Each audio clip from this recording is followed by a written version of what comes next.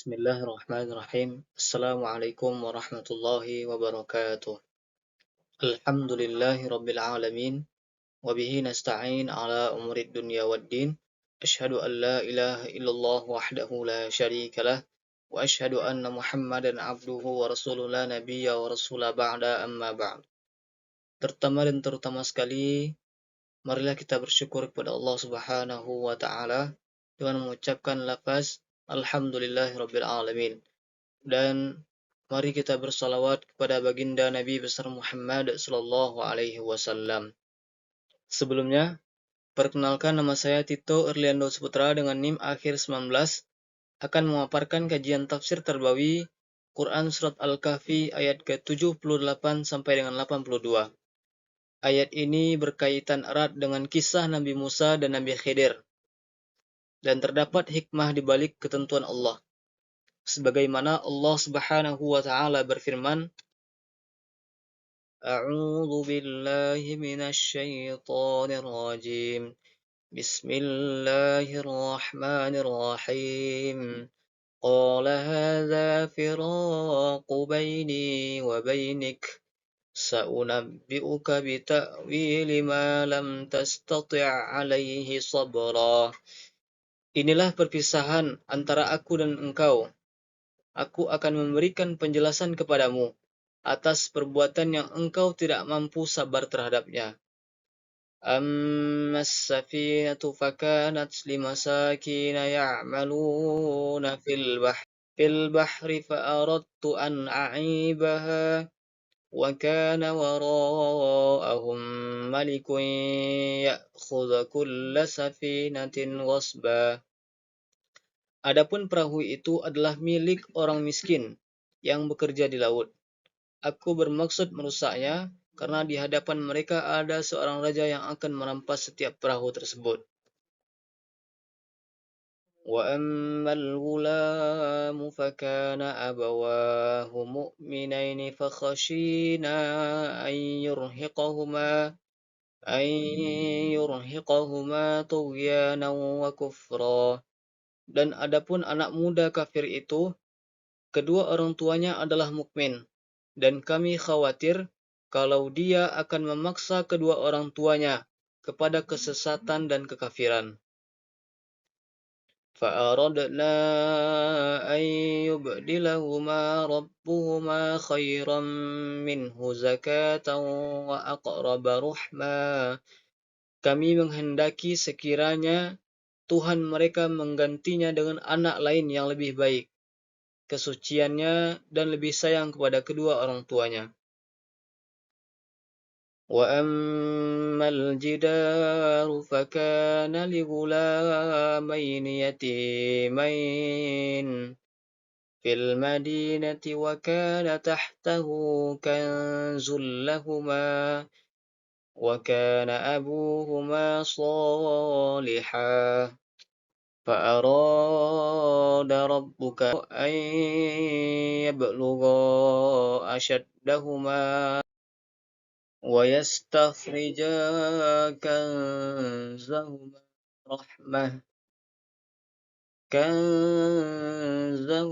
رحمة من ربك وما فعلته عن أمري ذلك تأويل ما لم تستطع عليه صبرا. Adapun dinding itu milik dua anak yatim di kota itu, yang di bawahnya tersimpan harta yang dimiliki oleh ayahnya yang soleh, dan Tuhanmu menghendaki agar keduanya sampai dewasa dan mengeluarkan simpanan tersebut sebagai rahmat dari Tuhanmu. Aku tidak melakukan berdasarkan kemauanku sendiri. Itulah makna sesuatu yang kamu tidak dapat bersabar terhadapnya.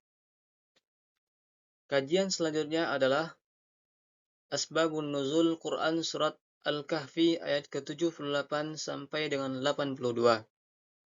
Pada hakikatnya, ayat ini tidak memiliki sebab turun yang berdiri sendiri, karena ayat ini merupakan kelanjutan dari kisah Nabi Musa dan Nabi Khidir yang dijelaskan dalam ayat-ayat sebelumnya, yang menjadi pelajaran bagi umat manusia.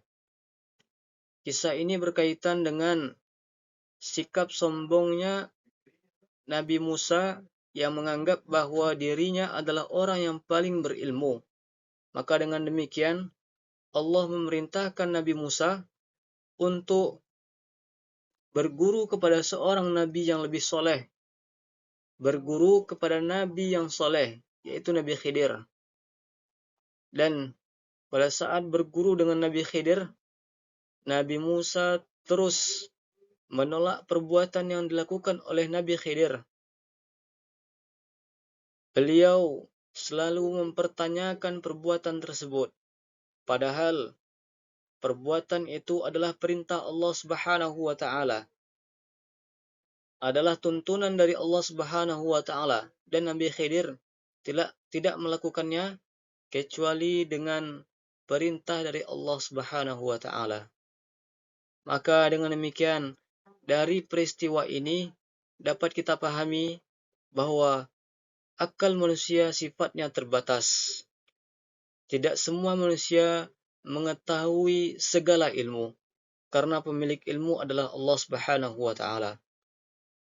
Pembahasan selanjutnya adalah penafsiran dari para ulama. Yang pertama yaitu tafsir Ibnu Katsir dan jalan lain. Imam Ibnu Katsir dan Imam Jalaluddin As-Suyuti dan Al-Mahali menjelaskan bahwa ayat ini berkaitan dengan perpisahan yang terjadi antara Nabi Musa dan Nabi Khidir, yang disebabkan oleh Nabi Musa yang tidak sabar dalam menuntut ilmu. Dan dalam tafsir ini juga dijelaskan ada beberapa peristiwa yang tampak berlainan oleh Nabi Musa, yaitu perahu dirusak agar tak dirampas raja zalim, anak dibunuh atas perintah Allah Subhanahu wa taala diganti yang lebih baik, dan dinding diperbaiki untuk menjaga harta anak yatim. Perbuatan-perbuatan ini semulanya tidak diketahui oleh Nabi Musa, dan Nabi Khidir menyebutkan hikmah di baliknya, karena ini merupakan perintah Allah. Dalam tafsir Al-Misbah dijelaskan bahwa kita tidak boleh tergesa-gesa menilai yang tampak negatif, karena akal manusia sifatnya terbatas. Tidak ada manusia yang memiliki segala ilmu. Kajian selanjutnya adalah nilai pendidikan yang terdapat dalam Quran Surat Al-Kahfi ayat ke-78 sampai dengan 82. Yang pertama yaitu kesabaran dalam menuntut ilmu. Sebagaimana kisah Nabi Musa yang terus mempertanyakan perbuatan Nabi Khidir yang tidak sabar dalam menuntut ilmu, membuat dapat kita ambil pelajaran bahwa tanpa kesadaran seseorang mudah menyerah dan menyimpulkan sesuatu secara dangkal, padahal ia tidak mengetahui kebenaran dalam hal itu. Yang kedua adalah tawadhu dan rendah hati. Tidak ada manusia yang memiliki seluruh ilmu, maka kita harus senantiasa bertawadhu. Jangan sombong dengan ilmu yang kita miliki, karena rendah hati mendorong keterbukaan untuk belajar, baik dari siapapun itu. Yang ketiga adalah kesadaran akan keterbatasan akal. Kita sebagai manusia memiliki keterbatasan, termasuk dalam akal, karena yang maha mengetahui adalah Allah Subhanahu wa ta'ala. Tidak semua hal dijangkau oleh akal, terutama di bagian takdir dan rencana Allah.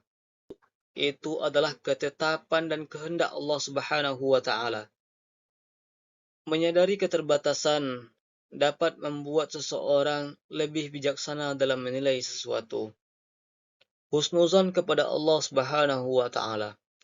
Husnuzon artinya adalah berbaik sangka.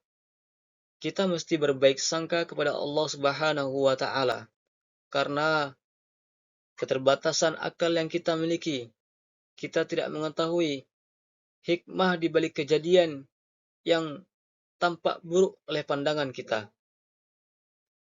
Seorang mukmin wajib berbaik sangka bahwa ketentuan Allah adalah yang terbaik.